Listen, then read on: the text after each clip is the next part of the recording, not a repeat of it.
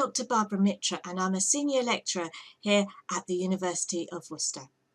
And I'm just going to talk to you about Panopticon and surveillance ideas. And this is particularly for my students who are on the TV Times module. So just to start off, the notion of Big Brother surveillance has captured our imagination. Being watched can carry advantages such as 15 minutes of fame, for example.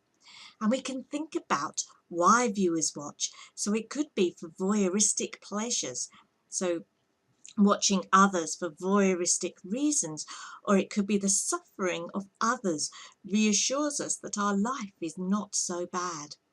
Or perhaps it's this notion of schadenfreude, taking pleasure at the misfortune of others.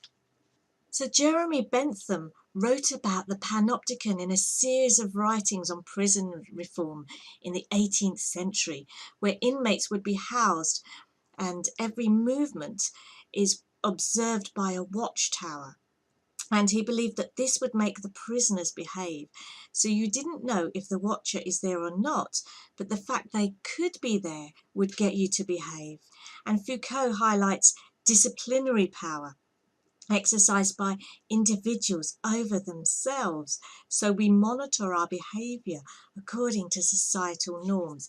We self-police our behaviour.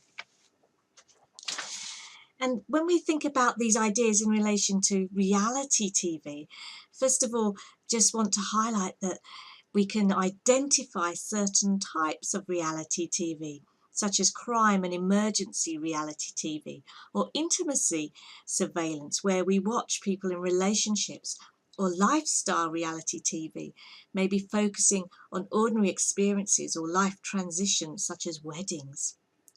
And some see us, the viewers, actually as the prisoners who adapt our behaviour. So the idea of media as judge. And of course, there's a connection between something like Big Brother and the Panopticon, where we can survey and watch the participants, although the producers might want them to play up to the camera instead of conforming to social norms. Equally, though, we could argue that we're still learning how we should not behave, not only watching the participants on something like Big Brother, but watching ourselves as well. So modern society could be seen as a surveillance society where it's possible to have a record of everything, where surveillance is ingrained into everyday life, a kind of total surveillance. But actually also we have to note that agency is also possible. We're not always the victims of surveillance. Sometimes surveillance can be positive as well. And we also have the capacity to resist. So whilst the Panopticon is about the design of institutions, it could be said that the image is now important, particularly the networks of expanding surveillance systems through things like technology.